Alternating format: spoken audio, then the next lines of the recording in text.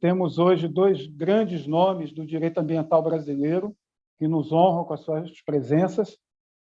Primeiramente, quero apresentar a doutora Andréa Struckel, ela que é a procuradora, especialista em direito ambiental, procuradora no município de Campinas, um dos mais importantes do Brasil, ex-secretária de Meio Ambiente de Campinas. Ela também faz parte da Associação Nacional das Entidades Municipais de Meio Ambiente, né? A ANAMA é uma das membros mais ativas, participativas, diretora de licenciamento da Secretaria de Meio Ambiente de Campinas. Ela é doutrinadora também, autora de um livro, hoje já um clássico, sobre licenciamento ambiental municipal. Então, a doutora Andréa nos honra com a sua presença. E, do outro lado, nós temos um verdadeiro ícone, né, vivo do direito ambiental brasileiro, nada mais, nada menos que o professor Paulo de Bessa Antunes, né, que está, sem dúvida alguma, na prateleira de cima, né, dos formuladores, dos postulados do direito ambiental brasileiro. Então, doutor Paulo, quem conhece direito ambiental, sem dúvida alguma, não poderia deixar de ouvir falar no nome, que é uma das pessoas mais renomadas do direito ambiental. Então, nós hoje, ex-membro do Ministério Público Federal, hoje um advogado muito requisitado por empresas, por sociedades, enfim, municípios, todos eles interessados no seu conhecimento e na sua capacidade laboral. Então, sem mais delongas, né, o título do nosso webinar é a flexibilização do licenciamento ambiental, esse é o grande mote, mas, evidentemente, outros aspectos relacionados, né, à legislação ambiental brasileira, esse momento, né, no mínimo, conturbado que nós estamos vivenciando. Não vamos aqui criar nenhuma polêmica de cunho político, mas, evidentemente, que alguns aspectos técnicos resvalam, né, na questão política, e isso é quase que inseparável. Mas o nosso objetivo aqui é um bate-papo, né, é um webinar de natureza técnica, jurídica, e os aspectos políticos nós vamos, né, nos abstrair sempre que possível. Então, como cavalheiristicamente, né, o doutor Paulo tem certeza que vai concordar comigo, eu gostaria de abrir, né, o nosso webinar dando a palavra, franqueando a palavra à doutora Andréa Struckel para suas considerações iniciais e já dando início ao nosso debate, que a senhora, por gentileza, doutora Andréa, ou você, né, pela sua juventude, eu fico até consternado de chamá-la de senhora. E você, doutora Andréa, por gentileza, faça um panorama, como você avalia esses 40 anos da Política Nacional do Meio Ambiente. Temos muito a comemorar, não temos, enfim, as suas considerações iniciais, por favor. Boa noite. Boa noite, doutor Marcelo Ribeiro. Eu fico muito honrada de ter sido convidada aqui pela OAB de Alagoas, ainda mais com o senhor, que tem uma labuta ambiental aí enorme, pelo Velho Chico, por outras questões ambientais aí locais. Eu sempre acompanho, né, a militância sua, pessoal, e da OAB em relação às questões ambientais em Alagoas, e mais do que nunca estar aqui com o Dr. Paulo Bessa Antunes, que eu sou fã de carteirinha, quem não é, né? Quem não é da área ambiental, fã de carteirinha do Dr. Paulo, então eu estou muito animada de estar tendo a honra de dividir esse espaço com você, Dr. Marcelo, e com o professor Paulo Bessa. Bom, você me pediu uma retrospectiva de 40 anos. Por uma questão até de respeito, eu vou deixar a parte histórica do direito ambiental aí para o Dr. Paulo, porque ele é sumidade no assunto, e eu vou falar vou fazer uma fala de uma retrospectiva dos últimos 2 anos, se você me permite. Por que eu vou fazer essa fala de retrospectiva dos últimos 2 anos? Para chamar a atenção dos profissionais do direito ambiental e da sociedade, né? Porque nos últimos 2 anos, a gente tem visto que a maior parte dos ganhos ambientais que foram dolorosos, né, de se conquistar com árduo diálogo, árduo trabalho, seja dos municípios do Estado da União, do Poder Executivo, Legislativo e do Judiciário, a gente tem visto nos últimos 2 anos um tsunami de fatos e de legislação e, consequentemente, de ações judiciais, principalmente no STF, no STJ, para tentar barrar um tsunami aí na nossa área jurídica, na nossa área institucional de meio ambiente. Eu sou gestora pública, então eu me preocupo muito com a solidez da estrutura do CISNAMA, da gestão ambiental no Brasil. Então, se me permite, assim, fazer esse recorte, que vai começar com fatos e legislação, e eu me permito a fazê-lo a partir de 2018.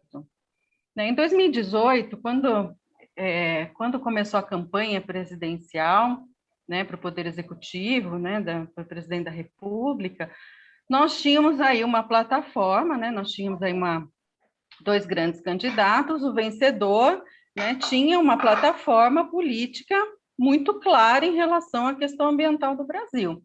Acho que a primeira delas é acabar com a indústria das multas, e a segunda é combater os ecoxiitas, né, de uma maneira muito, muito ampla, né, nós tínhamos esse panorama fatídico, né, de uma campanha, e com uma vontade de fundir ministérios, principalmente o Ministério do Meio Ambiente com o Ministério da Agricultura, e também uma questão indígena forte aí, dizendo bem claro que a partir do governo do presidente Bolsonaro não haveria mais demarcação de terras indígenas. Muito bem, isso estava muito claro em 2018, essa plataforma governamental obteve sucesso, então, a partir de 2019, nós tivemos aí outros fatos. Acho que o primeiro deles, né, foi uma tentativa mesmo de difundir ministérios, e não obteve sucesso por uma série de clamor social, mas acabou tendo como titular da pasta alguém que não é visivelmente da área ambiental, né, que não tem a ética e não tem a vontade de construir a questão ambiental. E começaram alguns fatos importantes também. Por exemplo, o Brasil ia sediar a COP25, a 25ª edição da Conferência Mundial do Clima. Nós desistimos logo no início, e tanto que ela se deu lá, né, se deu pelo Chile, né? Foi um evento que foi direcionado para outro lugar. Em abril, nós tivemos uma fatídica reunião ministerial em que o titular da pasta de meio ambiente, né, que foi gravado e amplamente divulgado, dizendo que era um momento oportuno, o momento da Covid, para alterar as leis, passar pelo Congresso, na canetada, enfim, com o jargão de passar a boiada. Bom, então, dentro desse contexto político, o que a gente começa, então, o que a gente começa a ver? Mais de 60 atos legislativos, resoluções, portarias, decretos, instruções, que enfraqueceram, de alguma forma, as regulamentações ambientais. E, pasmem, quase metade desses atos legislativos foram assinados durante os primeiros meses da pandemia, lá em 2020. Né? Houve uma redução drástica de aplicação de multas ambientais entre março e agosto também de 2020, no primeiro semestre, então a plataforma que se vendeu acabou se cumprindo, né? Também a gente percebeu que materialmente, né, por conta desse enfraquecimento aí da legislação ambiental, houve uma média anual de desmatamento bem ampliada, um aumento de 81% em comparação à média dos 3 anos anteriores, né, que era 2016 a 2018. Um orçamento também proposto sempre abaixo, né, para vocês terem uma ideia, para o orçamento do ano de 2021, teve corte de 25%, principalmente na fiscalização ambiental e combate a incêndios. Outra questão também que repercutiu na estrutura da gestão ambiental federal é o congelamento dos fundos Amazônia e Fundo Clima. São dois fundos financiadores, quer dizer, os estados e os municípios buscam esses fundos para poder valer dentro da sistemática do sistema que é o CISNAMA, materializar políticas públicas nesse sentido. Então, houve esse congelamento, tanto que culminou numa ação de descumprimento de preceito fundamental, a 708, de titularidade de 2 partidos, no caso, 2 partidos de oposição. Essa DPF, o relator é o ministro Barroso, realizou-se diversas audiências, enfim, ela está em curso para verificar como é que a gente faz com a inação do governo federal, no sentido de não deixar que governos subnacionais possam se valer desses recursos para poder implementar políticas públicas de clima, enfim.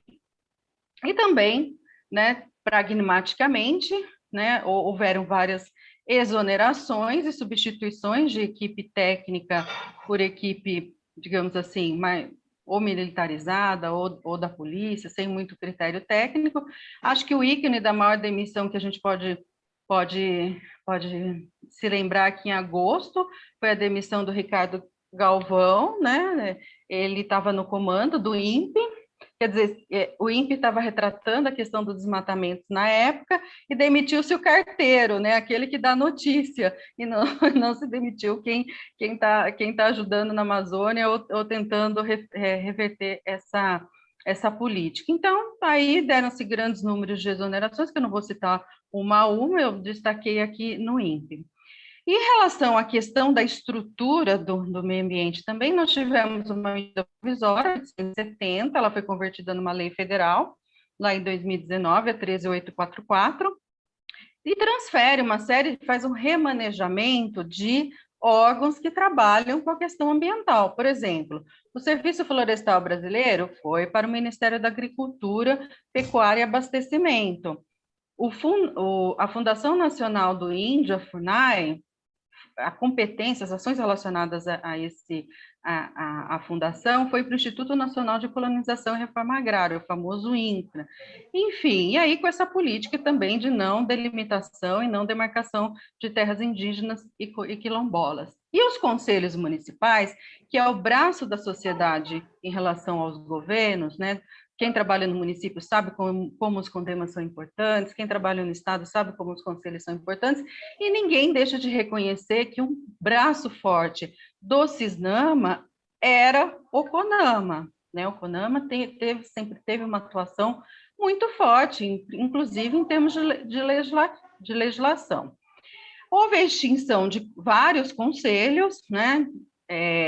Um decreto federal, o 9759 de 2019, extinguiu conselhos, comissões, grupos, equipes, mesas, fóruns, enfim, uma série de colegiados que não eram criados por lei, então esses foram por meio de decreto já extintos. Para vocês terem uma ideia, de 22 colegiados nacionais associados à nossa política, que é socioambiental, 4 foram extintos e 9 foram reestruturados, e dentro desse pacote de reestruturação, nós tivemos a reestruturação do CONAMA por um outro decreto, 9806, também do mesmo ano, que alterou a composição e o funcionamento do Conselho Nacional de Meio Ambiente.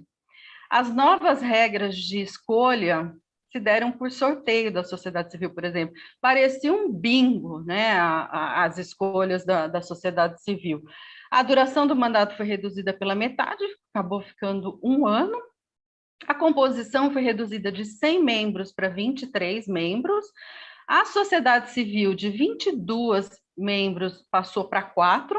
Olha, para vocês terem uma ideia quanto reduziu. E nós, que somos dos municípios, que tínhamos 6 assentos no CONAMA, acabamos passando por 2 representantes, e só pode ser capital ainda. O decreto deixa claro, o município de Campinas, no qual eu faço parte, jamais poderia disputar o CONAMA, só capital. Quer dizer, que sentido tem isso, né? E que sentido tendo uma ANAMA, uma Confederação Nacional dos Municípios, por exemplo, é algo inacreditável. E o governo federal, por outra baila, tem 10 assentos, quer dizer, onde está a paridade, né? Enfim, fica uma questão meio dúbia. E por conta disso, né? No mesmo ano, nós tivemos uma outra ação de descumprimento de preceito fundamental, a 623, ajuizada pela então Procuradora-Geral da República, Raquel Doge, né? Justamente mas com o foco principal, que é a redução das vagas da sociedade no CONDEMA. no CONAMA, perdão. E a relatora, só vou dar um destaque aqui, a ministra Rosa Weber, a relatora dessa DPF, disse o seguinte, que poder conferido ao presidente para reestruturação administrativa não é prerrogativa isenta de limites. Então, já tem uma sinalização aí da relatoria. Houve o início de julgamento em março, mas houve um pedido de vista dos autos do ministro Nunes Marques, então esse julgamento estamos aguardando aí a pendência, com vários amigos cures participando, enfim. Em relação à legislação também, doutor Marcelo e doutor Paulo, nós tivemos, pelo CONAMA, nessa nova estrutura não democrática, nós tivemos a edição da resolução CONAMA número 500, que revoga 3 resoluções de uma vez só, a 284, a 302 e a 303. A 284 falava do licenciamento ambiental de empreendimentos de irrigação, a 302 os limites de APP, de reservatórios artificiais e regime de entorno, que delimitava as APPs desses reservatórios, das áreas urbanas e rurais, e a resolução 303, que falava também de áreas de preservação permanente em várias faixas, inclusive em relação a restingas e mangues, que foi muito polemizado também.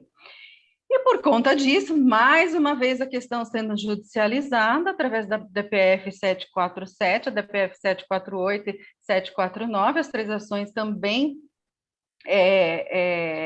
ingressadas por partidos políticos, o PT, PSB e a Rede, e nesse caso também a relatoria foi da ministra Rosa Weber, ela suspendeu liminarmente a resolução CONAMA 500, quer dizer, trouxe aí, retornou os efeitos dessas resoluções, e o plenário, posteriormente, né, o plenário ratificou por unanimidade, seguiu aí, referendou a liminar, isso significa, então, que a resolução 500 de 2020 foi expurgada do ordenamento jurídico pátrio, e essas resoluções voltaram. Então, nós tivemos aí a judicialização tendo sucesso para a questão ambiental.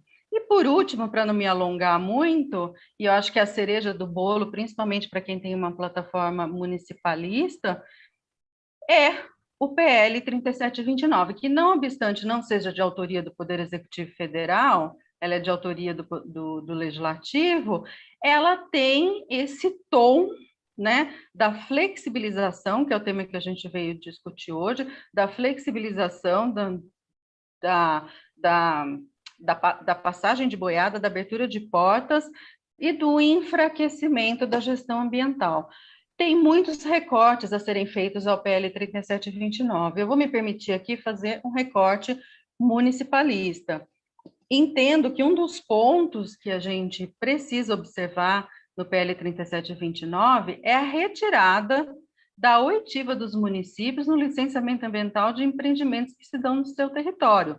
Não quando ele municipaliza, porque aí ele emite as licenças, licença prévia, licença de instalação, licença de operação, mas quando os outros entes federativos são órgãos licenciadores dentro da repartição de competência. E por que os municípios precisam participar? Porque eles precisam instruir esse processo de licenciamento ambiental, informando, através da certidão de uso do solo, as questões urbanísticas, se aquele empreendimento ou agroatividade está de acordo com o plano diretor, com a lei de desocupação do solo, com o Código de Obras e outras legislações de cunho urbanístico. E também as questões ambientais, porque o município, inclusive, pode ter peculiaridades que não estão na legislação estadual ou federal ou nacional. Doutor Paulo Bessa sabe muito bem disso, o senhor também, doutor Marcelo. O município pode ser mais restritivo e lançar planos ambientais locais e lançar diretrizes diferenciadas e específicas para o seu território. E nessa última versão que foi encaminhada para o Senado, se não, e ainda foi acrescido uma outra cereja do bolo, que além de retirar a oitiva dos municípios, foi também retirada a necessidade de outorga.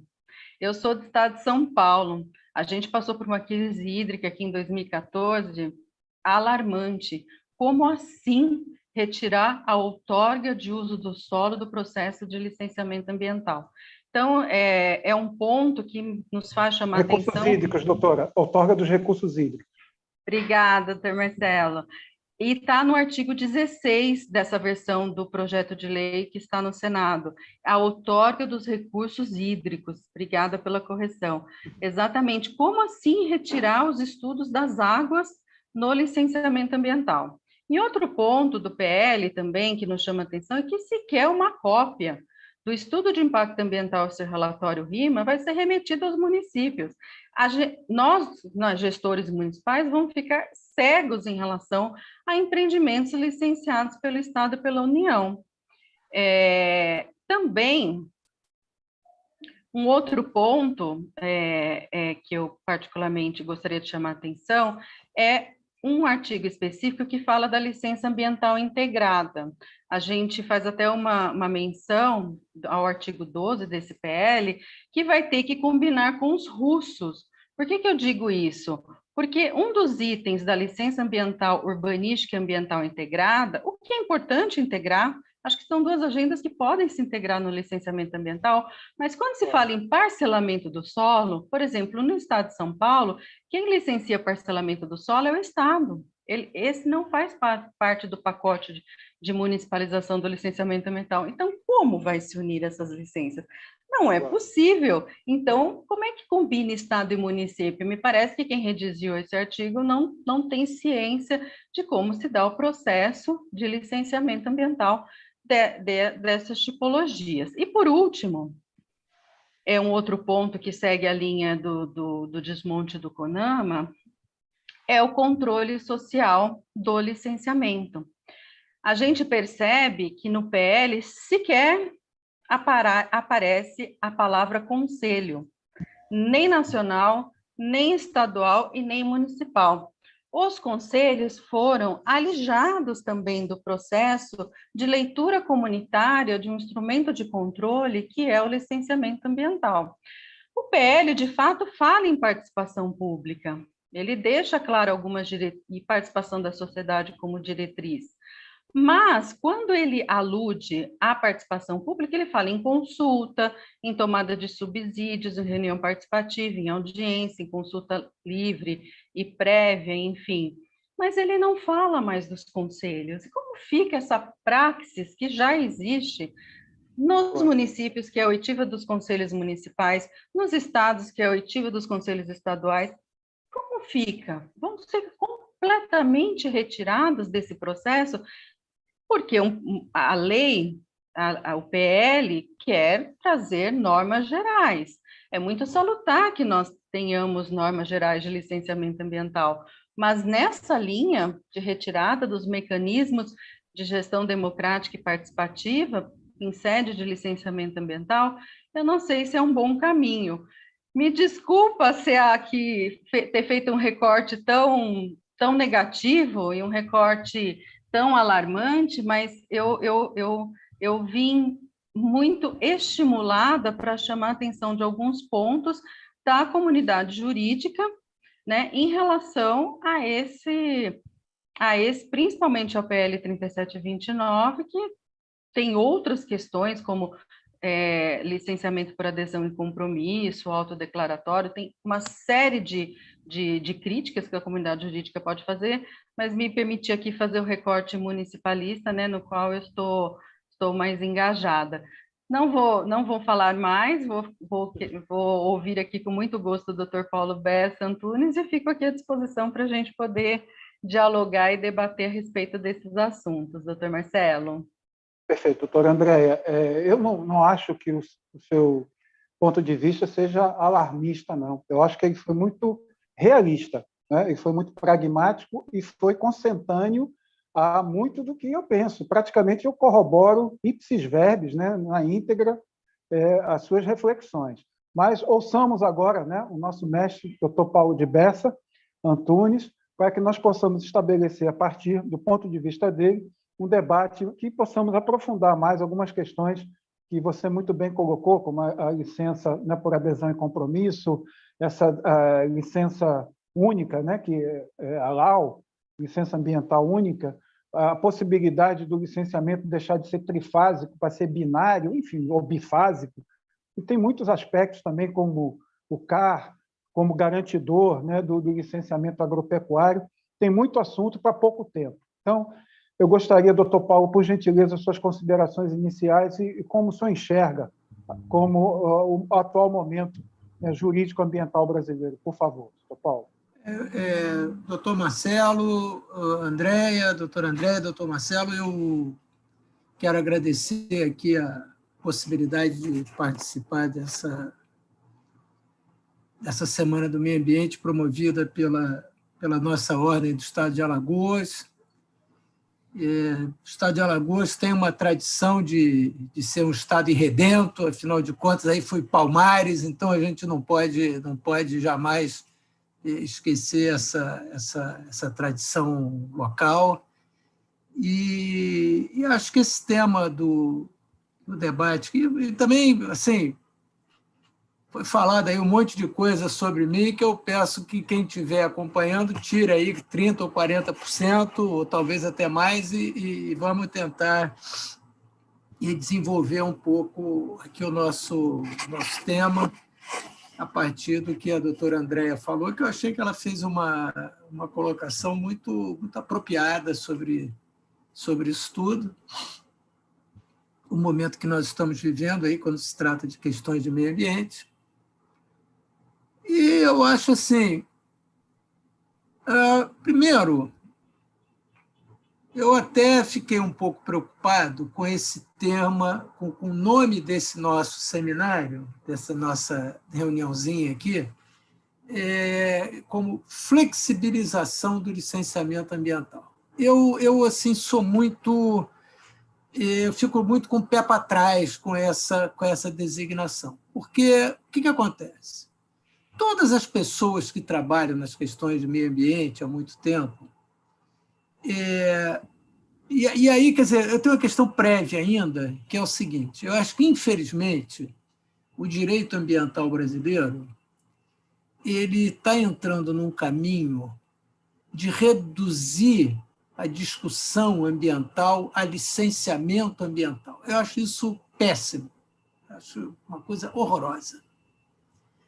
Acho uma coisa horrorosa, acho que essa supervalorização que nós damos do licenciamento ambiental é uma supervalorização, no meu modo de ver, incorreta, porque a gente privilegia mais processo do que resultado.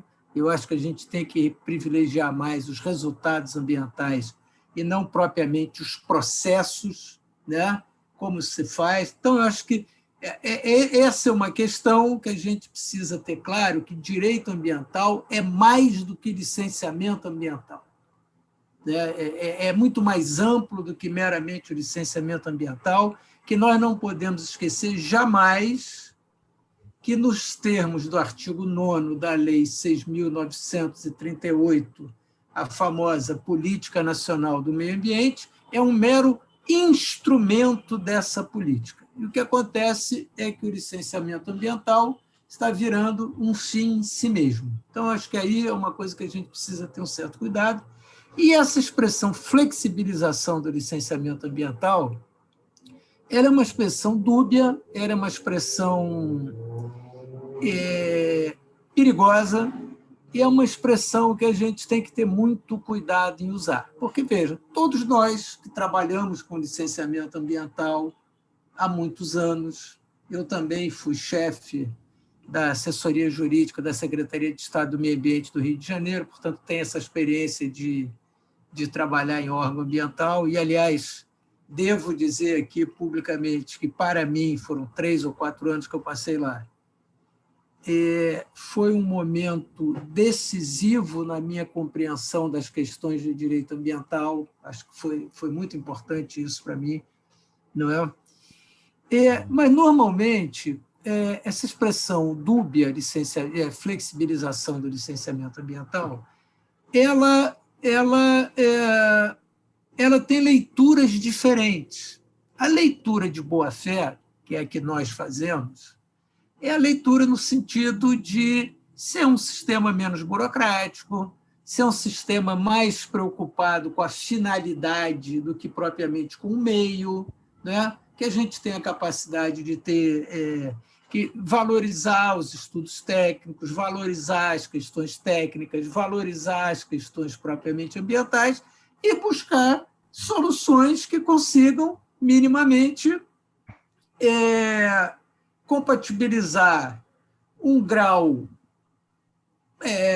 bom, que a gente, numa linguagem econômica, a gente chamaria de um grau ótimo de proteção ambiental, com também um grau ótimo da atividade econômica. Então, é isso que essa, vamos dizer assim, é a leitura de boa-fé da expressão flexibilização ambiental, do licenciamento ambiental. Mas é uma leitura de má-fé.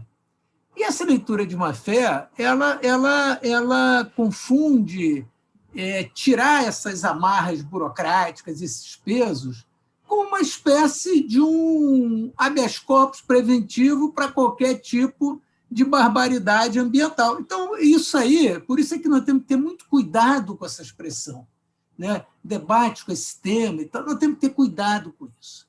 E a minha falecida avó materna, ela dizia assim, pelo andar da carruagem a gente sabe quem vem dentro. Então, o que acontece? Muitas vezes, nós vemos determinados grupos, e a doutora Andréa falou da Resolução 500, eu me orgulho muito de ter, pelo Instituto dos Advogados Brasileiros, que entrou como amicus curiae nesse caso, e fizemos um parecer junto com o colega o Folena, fizemos um parecer pela procedência da DPF e obtivemos lá a decisão do tribunal. Isso me deixou muito feliz e acho que foi uma contribuição importante que deu, porque, inclusive, fui citado em twitters de altas autoridades públicas aí e tal. Então, achei que foi realmente um momento assim muito importante na minha carreira ter feito essa defesa lá dessa DPF. Então, veja, o que me parece?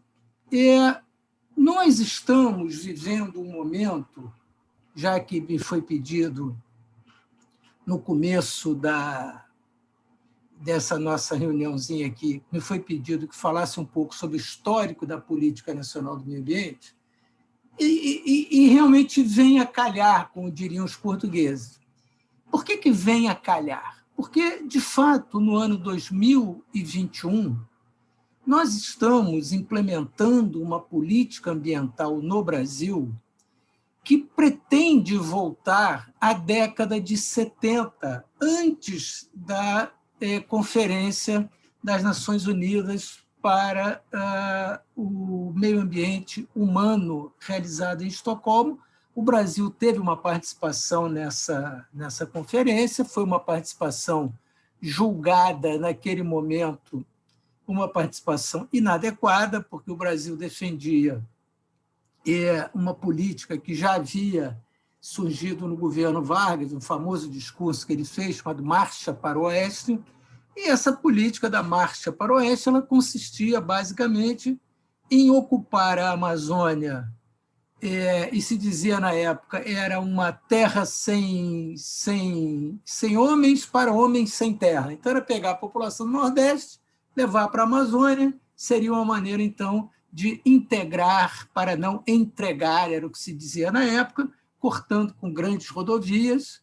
Havia uma política, se fala hoje muito em incentivos econômicos ambientais, naquela época houve grandes incentivos econômicos que foram dados para implantação de gado, implantação de fazendas, etc., na Amazônia, né? Então, foram usados os instrumentos econômicos contra o meio ambiente, né?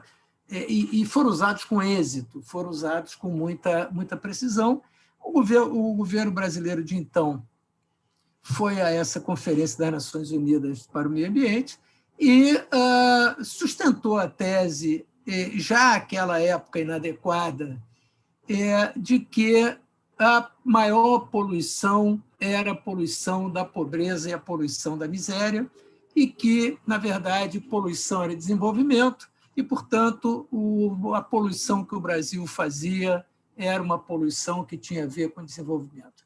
Mas veja que, depois dessa conferência, isso já no governo Geisel, o governo brasileiro foi dominado por um grupo de tecnocratas, e esses tecnocratas eram tecnocratas até, de certa maneira, modernizantes. Eles elaboraram um documento chamado Segundo Plano Nacional de Desenvolvimento Econômico, e nesse segundo PND ficou muito claro várias questões de poluição em cidades como Cubatão, Camaçari. Isso tudo foi apresentado lá nesse segundo PND, e é muito interessante a leitura, ainda que pequena, mas dos aspectos ambientais, que eram muito realistas, eram muito interessantes, porque era um grupo de tecnocratas. Então, eles realmente viam, constataram, viam, fizeram, e foi quando surgiu essa ideia, vamos dizer, o Brasil, logo em 75, por pressão internacional, ele criou aquela chamada Secretaria Especial do Meio Ambiente, que foi uma espécie de resposta àquela posição que o Brasil defendeu na Conferência da ONU. E o fato é que, desde 1972, apesar de ter entrado nessa questão ambiental de uma maneira um pouco canhestra, um pouco estranha e desconfortável, o fato é que o Brasil, a partir da criação da SEMA, ele veio implementando uma política ambiental já na época do próprio governo Figueiredo, se eu não me engano. Foi feito o decreto 1314, decreto-lei 1314, que pela primeira vez introduziu a questão dos estudos ambientais prévios, isso foi uma coisa importante, e o Brasil criou, então, essa Política Nacional do Meio Ambiente, em 1981. Também não podemos deixar de levar em consideração que foi uma política feita contra os estados e contra os municípios, porque naquela época os estados e os municípios eles já tinham embates com o governo federal para combater a poluição. Nós estávamos no auge dos chamados municípios de segurança nacional e, curiosamente, quais eram os municípios de segurança nacional? Normalmente, as capitais, e aí não podiam eleger os prefeitos, porque, em geral, as capitais eram de oposição ao governo central, áreas de fronteira, e locais nos quais estavam instalados grandes polos industriais. Então, era Paulínia, era Cubatão, era Volta Redonda, era Contagem e Camaçari, na Bahia, vários lugares e tal. Esses eram os municípios de segurança nacional, que tinham duas características curiosas, interessantes. Por serem grandes concentrações industriais, eram locais com muita poluição e muitos sindicatos operários fortes. Então, esses locais foram colocados sob essa questão de segurança nacional, e, a partir disso, então, não podiam eleger prefeito, não podiam coisa nenhuma e tal, e foi mais ou menos a época que Cubatão foi considerada a cidade mais poluída do mundo, o Vale da Morte, isso tudo surgiu lá, e essas questões, então, ficaram. Bom, o que acontece? Naquela época, existia uma visão, a meu ver, inteiramente errada, canhestra e mal articulada, no sentido de que existiam forças internacionais, países estrangeiros que tinham o objetivo de dominar, de destruir a Amazônia, e a Amazônia é nossa. Isso com todo respeito, é uma visão profundamente estúpida e ignorante, porque, em primeiro lugar, a Amazônia sempre foi internacional. A Amazônia é, por essência, internacional. A Amazônia envolve 9 países. A Amazônia só foi integrada ao Estado brasileiro, principalmente pelo Tratado de Madrid, em 1755, porque os espanhóis nunca se interessaram pela Amazônia. O interesse dos espanhóis era a costa do Pacífico, onde eles tinham o Peru, era, vamos dizer assim, a área próspera, o que permitiu, então, que os portugueses fossem entrando por dentro da Amazônia, que sempre, e se a gente der uma rápida olhada na Amazônia, vamos ver que na parte norte da Amazônia, no Caribe, a gente tem franceses, holandeses, ingleses, espanhóis. Então, a Amazônia sempre foi uma área internacional, não é?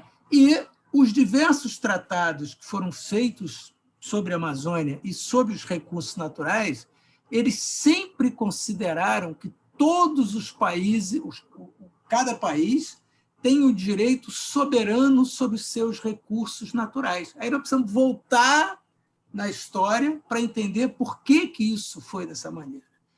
Nós não podemos esquecer que, quando a ONU foi criada, quais eram os países independentes no mundo que puderam participar da ONU? Eram os países da Europa, das Américas, na sua maioria independentes, tirando uma pequena parcela do Caribe, um ou outro país na África e um ou outro país na Ásia. Todos os demais eram colônias. Com a descolonização, que começou na fim da década de 50, década de 60 do século passado, a maioria desses países eram países de economia agrária exportadora. Então, quando eles começaram a dizer os recursos naturais são nossos, aí não tinha nenhum dado, vamos dizer assim, ambiental. O dado era puramente econômico. Olha, essa mina de ferro que está aqui é minha. Quem vai explorar isso aqui sou eu.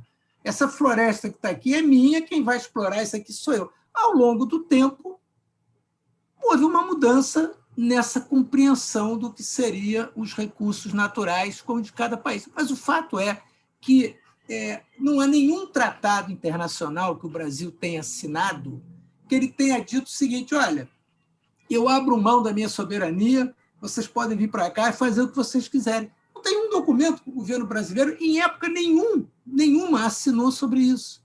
Isso não existe, isso é um delírio, é uma visão completamente distorcida, né? Assim, como se fala hoje, é um fake news, né? É uma história, ou, como disse uma altíssima autoridade da República, coisa de internet. Então, isso é coisa de internet. Muito bem. Então, o que acontece? Nós estamos hoje numa política ambiental que ela busca voltar para isto tudo. Mas, veja, onde é que essa política ambiental, então, ela tende ao fracasso?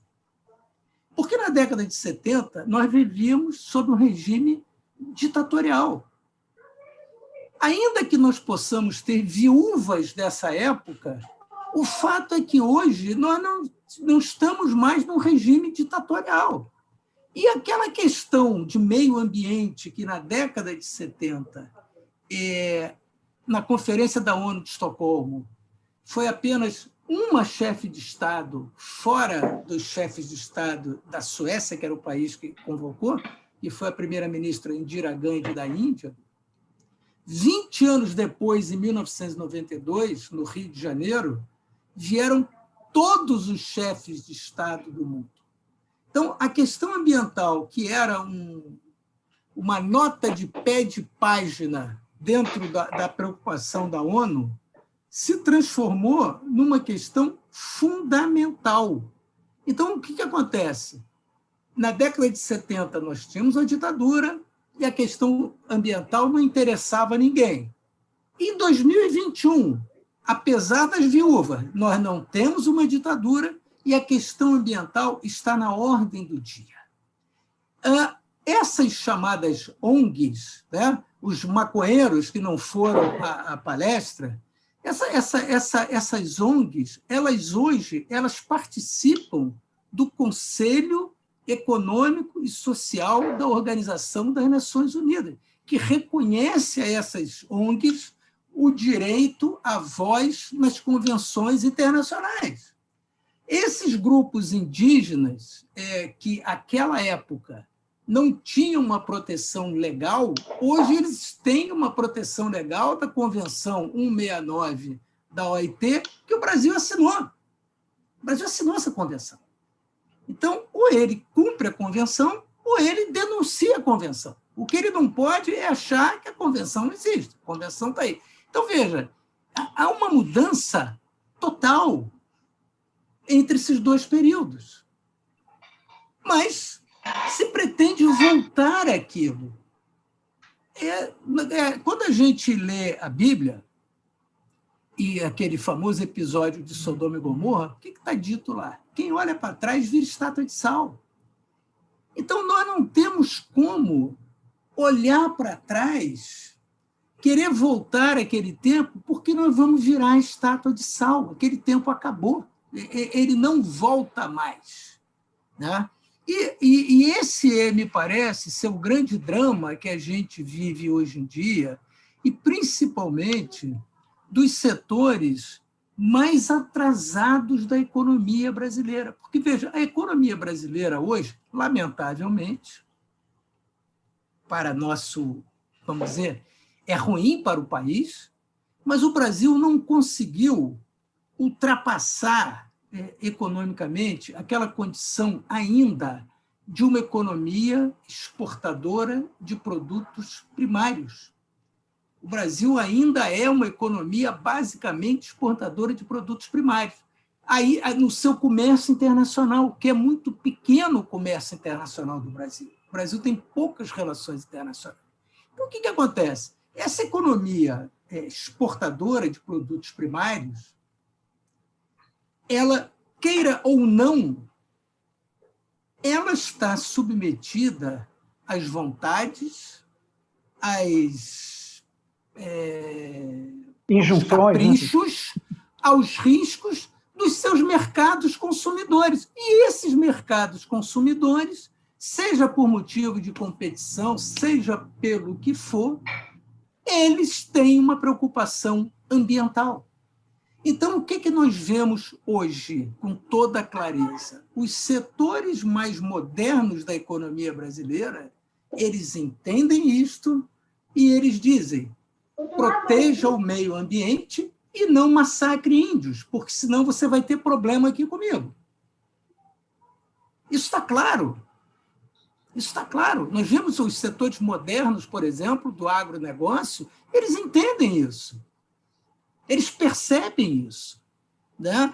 Mesmo setores madeireiros, etc., que são modernos, que procuram fazer manejos sustentáveis, etc., eles entendem isto. Não é? Mas eles veem isso só por uma questão econômica. Não importa. O que importa é o resultado final. No resultado final, o sujeito tem essa preocupação.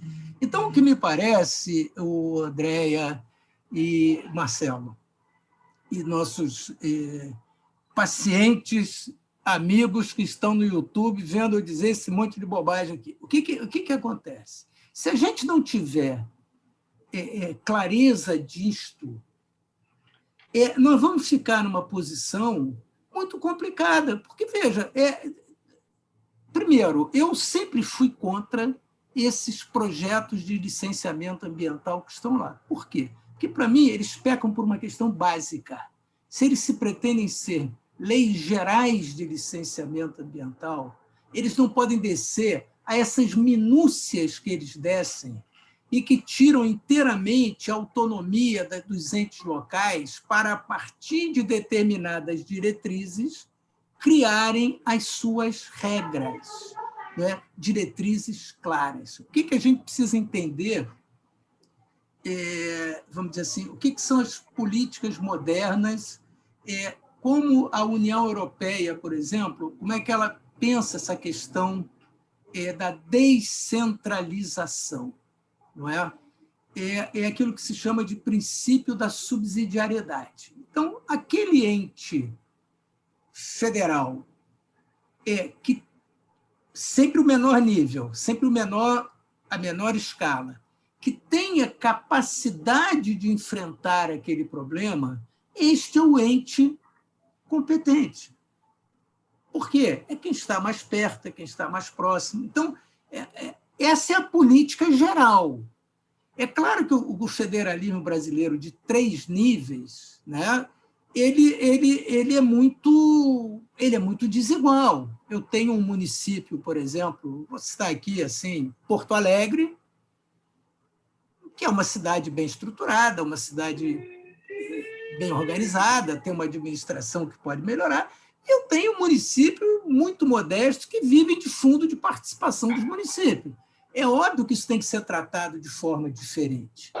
Né? É óbvio que isso precisa ser tratado de forma diferente. Agora, não faz sentido não faz sentido você ter em Porto Alegre um município estruturado, ou em Belo Horizonte, ou sei lá, tem um monte aí, ou Campinas, que esses municípios, com o devido apoio técnico, com o devido apoio legislativo, então, eles podem exercer muitas dessas atividades, e eu acho que a gente precisa ter também uma certa clareza de que licenciamento ambiental é para atividade que causa degradação ambiental, né? Isso tem que estar claro, e aí nós temos que escoimar um monte de coisa que entrou para o licenciamento ambiental que não tem sentido nenhum, farmácia, padaria, tem milhões de municípios por aí que licenciam. Então, isso tudo tem que ser escoimado. Uma coisa é licenciamento ambiental, outra coisa é controle ambiental. Todos estão submetidos a controle ambiental. Eu não posso simplesmente fazer uma confusão ambiental porque eu não estou licenciado. Isso eu não posso fazer. Então, eu estou submetido ao controle ambiental. Mas o licenciamento é outra coisa. E os instrumentos de urbanismo, zoneamento, determinadas áreas, pode isso, pode aquilo, também são muito importantes. Então, a gente precisa entender isto, né? O que é o controle da atividade industrial, porque essa é a origem da Política Nacional do Meio Ambiente, o que é o controle urbanístico, ruído, que atividade pode aqui, que atividade não pode ali, onde é que pode ter uma zona de uso misto, uma zona só residencial. Isso tudo isso são instrumentos urbanísticos. Eu acho que a gente tem que valorizar o urbanístico. O Brasil hoje, afinal de contas, é muito mais uma área urbana, a população é mais urbana do que rural. Isso a gente precisa valorizar e entender e tentar criar mecanismos que se possam atrair esses conjuntos de municípios, etc., fazendo agências que sejam regionais e tal. E aí acho que o papel do governo federal é estimular isto, né? Acho que ter os estados mais fortalecidos, mais próximos dos municípios é importante, porque eu não vejo nenhum sentido em licenciar alguma coisa numa praia em Maceió, porque isso tem que ser licenciado em Brasília, isso não faz sentido. Então, a gente precisa... E a ideia originária da Política Nacional do Meio Ambiente é que só cabia o licenciamento federal para grandes coisas, né?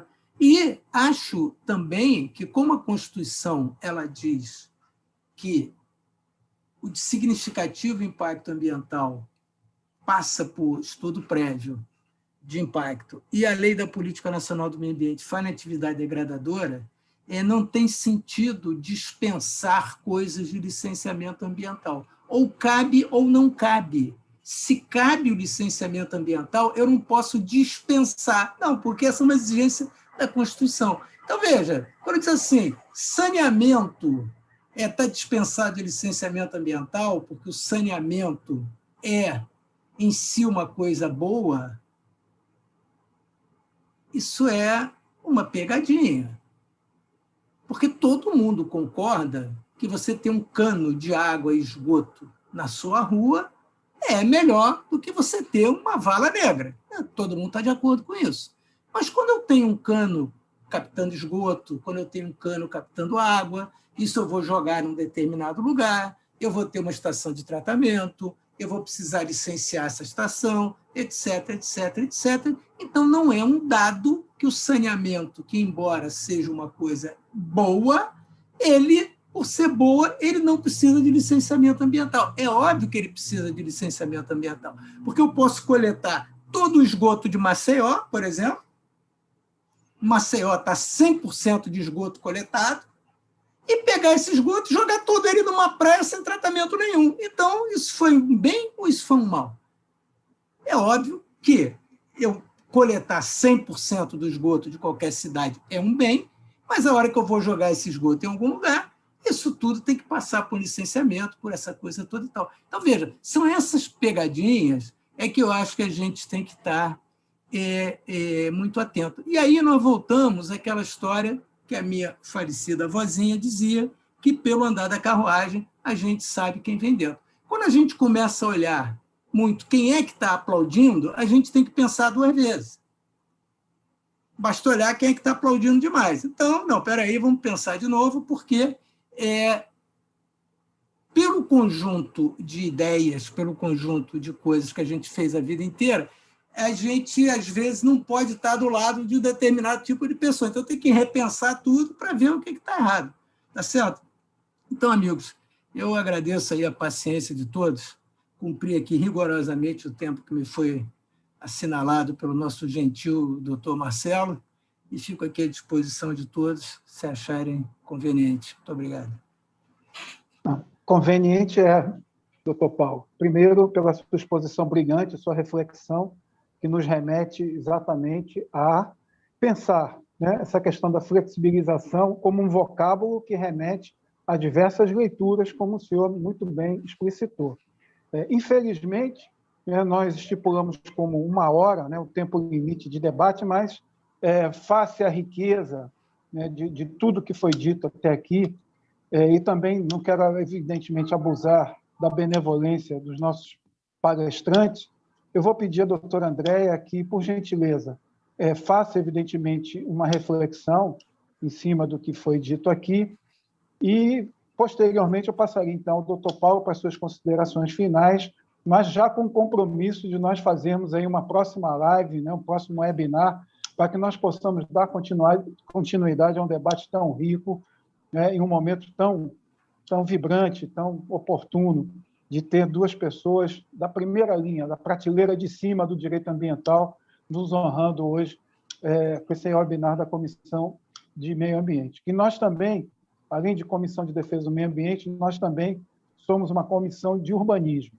As questões urbanísticas estão afetas às nossas responsabilidades enquanto comissão. Então, esse é um debate riquíssimo, que nós possamos, posteriormente, também falar sobre planos diretores, tudo isso que envolve essa questão urbanística, e como o doutor Paulo bem disse, o Brasil deixou de ser um país rural, como o era na década de 60, e hoje a população majoritariamente brasileira está vivendo num ambiente urbano.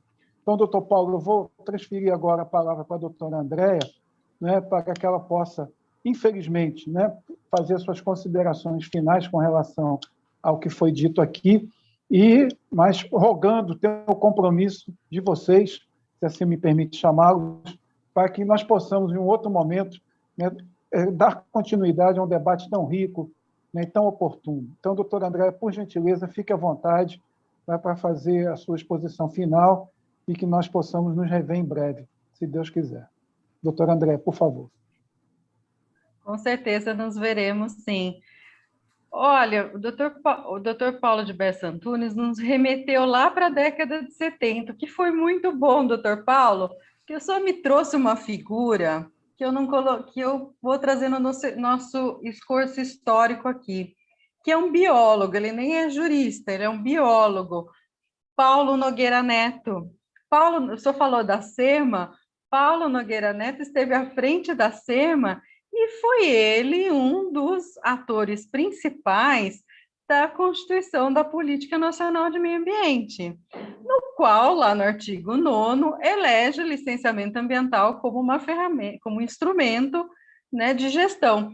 E fazendo um esforço aí, institucional, jurídico, eu vou me permitir fazer um esforço político, porque na década de 70 o senhor falou que estávamos numa ditadura, estávamos num governo militar, e vejam o governo militar enaltecendo de alguma maneira, porque a Política Nacional de Meio Ambiente, podemos ter críticas, mas ela é um ferramental jurídico importantíssimo até hoje, para o manejo da legislação ambiental brasileira, e hoje, coincidentemente, embora estejamos num regime democrático, mas também militarizado, mas com uma outra nuance política que não é da valorização estratégica dos instrumentos de gestão ambiental. Então, com esse esforço maravilhoso que o senhor fez de todo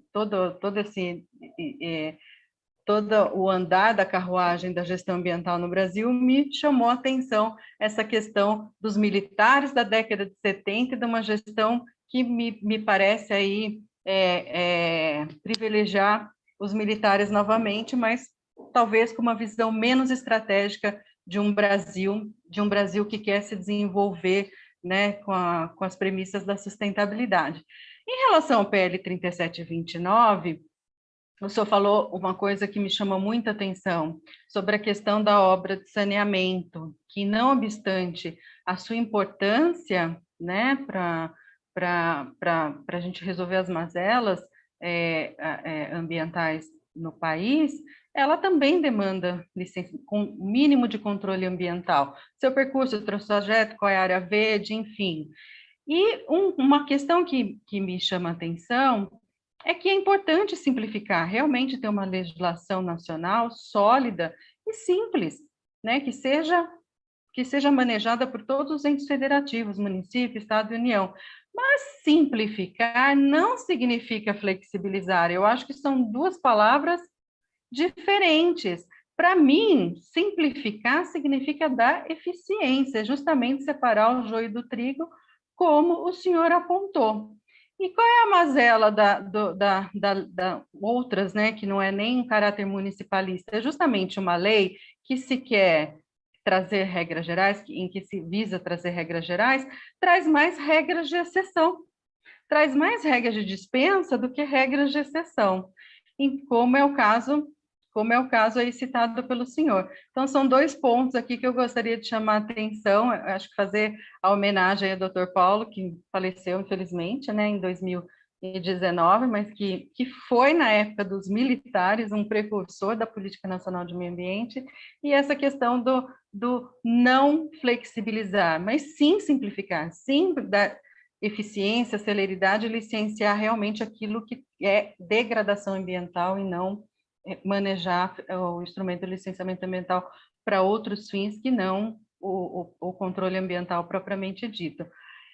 Bom, finalizando, acho que é o último momento que eu tenho para falar, né, doutor Marcelo, quero agradecer imensamente estar aqui com o pessoal da OAB Alagoas. Nosso presidente da NAMA, Marçal, é de Alagoas, então também fico aí honrada por estar visitando a terrinha do presidente da NAMA Nacional, e evidentemente que o doutor Paulo de Bessa Antunes, né, que, olha, doutor Paulo, o senhor falou que tudo que a gente falou aqui reduz, mas no chat não está nada reduzido. Eu tenho acompanhado aqui o chat, tem uma série de colegas advogadas e advogados falando excelente debate, doutor Paulo, a Fabrícia Carneiro, a professora Maria Cristina de Contínuo, o pessoal de BH, o pessoal de Santos, o pessoal do Brasil inteiro enaltecendo o senhor. Então, eu tenho que fazer o coro aqui com o pessoal do chat e ficar muito feliz de estar presente aqui nesse debate com o senhor e com o doutor Marcelo Ribeiro também. Muito obrigada e boa noite. Obrigado, doutora Andréia, um prazer foi todo nosso. Esperamos podê-la nos ver pessoalmente, presencialmente, dentro em breve.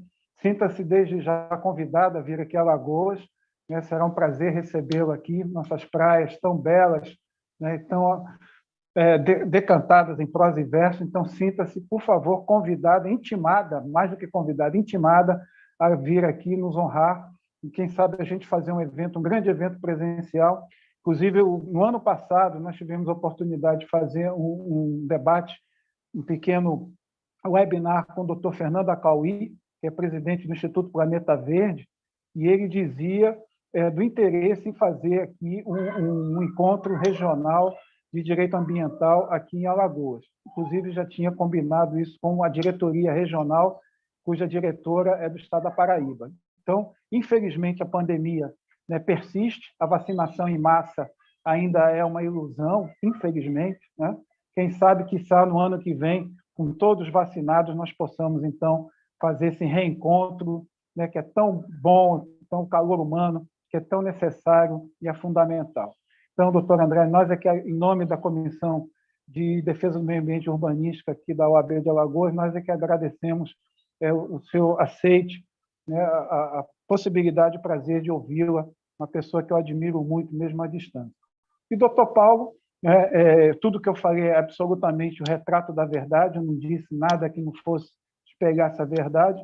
Doutor Paulo disse coisas, né, que demandariam aí um seminário de uma semana, pelo menos, para falar do princípio da subsidiariedade, né, que inclusive consta na Lei Complementar 140, né, nós que somos municipalistas de carteirinha, né, temos muito apreço a esse princípio, né, porque tudo começa no município, como o doutor Paulo muito bem ressaltou, nós temos que fortalecer os municípios na gestão ambiental, e no momento como esse, em que o governo federal, né, vem implodindo a política ambiental e dando uma certa liberdade aos estados, então é hora, sim, dos municípios cada vez mais se fortalecerem, né, terem equipes técnicas capacitadas, treinadas, qualificadas para poder enfrentar o desafio odierno, né, da sustentabilidade no século XXI.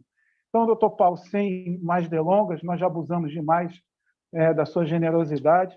Me lembro até, no começo da gestão Bolsonaro, que o senhor estava sendo, inclusive, aventado para ser o ministro do Meio Ambiente. Imagina ter uma pessoa como o doutor Paulo de Bessa Antunes como ministro do Meio Ambiente. Mas, infelizmente, isso não se concretizou, mas, quiçá, nós possamos ainda ter o prazer de tê-lo como gestor maior do Sistema Nacional do Meio Ambiente. Então, doutor Paulo, que, por sinal, também é rubro-negro, né? Ainda tem esse plus de ser flamenguista, né? É um qualificativo. Doutor Paulo, me perdoe a brincadeira, mas no sentido de descontrair, e eu peço que o senhor, por gentileza, faça suas considerações finais, mas com compromisso de nos revermos em breve também, quem sabe até presencialmente, como a doutora Andréa também está convidada. Doutor Paulo, por favor, suas palavras, e muito obrigado desde já pela sua participação. Eu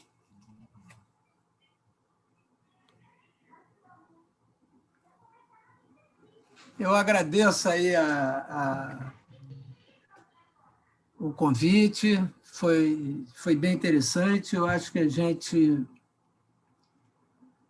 Assim, é um dever de cidadão que a gente tem, eu acho que é colaborar com entidades como a OAB e com a própria ANAMA e tudo mais, que estão aí tentando, dentro de um momento particularmente difícil que nós estamos vivendo, tentando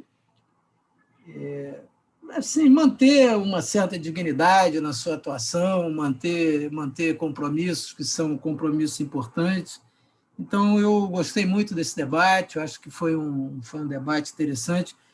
Tomei a liberdade de colocar essa questão dessa expressão flexibilização, porque eu acho que ela dá margem a várias leituras. E claro que a nossa leitura aqui é uma leitura de boa-fé, então não é uma crítica, mas a gente precisa estar atento a isso, porque muitas vezes se confundem coisas e a gente... assim, eu parto de um pressuposto que ninguém pode entrar nessa área de meio ambiente se não gostar de meio ambiente. Eu acho que é impossível ser um profissional dessa área se não gostar disso. Então, esse é um compromisso primeiro que nós temos, e, aliás, o advogado, a obrigação dele é defender a lei, né? Então, aplicação da lei. E a lei existe aí para defender. Então, a gente não... Qualquer outra... Podemos ter pontos de vista diferentes, mas qualquer outra interpretação ela é falaciosa, não cabe isso, né? Então, assim, e acho que aqui nós estamos entre amigos e a gente tem essa liberdade de poder expressar também honestamente os nossos pontos de vista.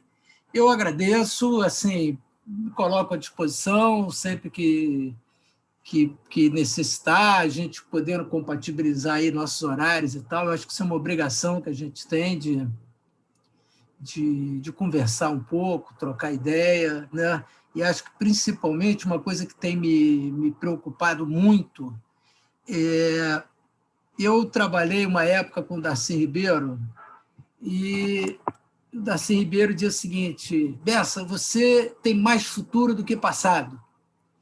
Hoje eu tenho mais passado do que futuro. Então, o que eu acho que a gente precisa é tentar, nessas gerações mais jovens, colocar essa visão de defesa do nosso patrimônio ambiental. Eu tenho ficado muito triste quando eu tenho visto e um número significativo jovens advogados que se pretendem advogados de meio ambiente, que com uma motosserra na mão eles fariam miséria. Então, eu acho que a gente tem um papel de fazer com que se retome esse compromisso do advogado do meio ambiente com a defesa do meio ambiente, com a proteção do meio ambiente, sem uma visão radical, não é disso que se trata, com uma visão realmente harmoniosa, mas e estou muito preocupado com essa coisa do tal do direito agroambiental que estão inventando por aí,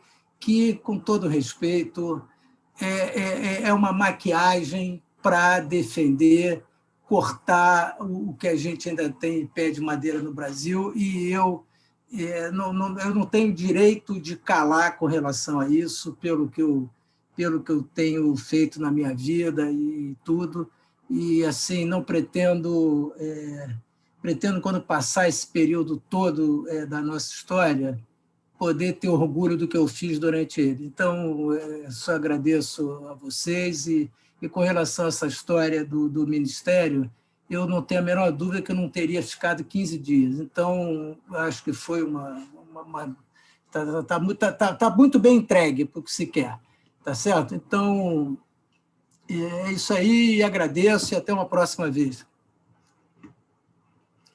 Obrigado, doutor Paulo, pela sua gentileza, mais uma vez, doutora Andréa. Então, em nome da Seccional Alagoana, da Ordem dos Advogados do Brasil, do presidente Nivaldo Barbosa Júnior, do presidente da Comissão de Meio Ambiente e Urbanística, doutor Ricardo Vanderlei, em nome de todos os colegas da comissão, em meu nome próprio, eu agradeço a participação dos nossos palestrantes e a audiência que nos foi concedida. Esperamos revê-los em breve e tenham todos uma boa noite. Muito obrigado. Fiquem com Deus. Obrigado. Até logo, gente. Até a próxima. Boa noite, doutor Paulo. Saudações rubro-negras. Boa noite. Obrigada. Tchau, Andréa. Boa noite.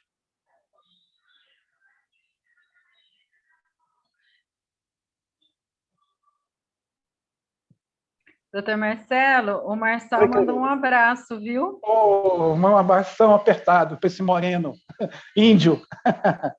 Ele mandou parceirão. ele escreveu até no chat aqui, parabéns, OAB, a NAMA Nacional está à disposição. Maravilha. Vamos precisar muito de vocês, né? Eu trabalho assim, a minha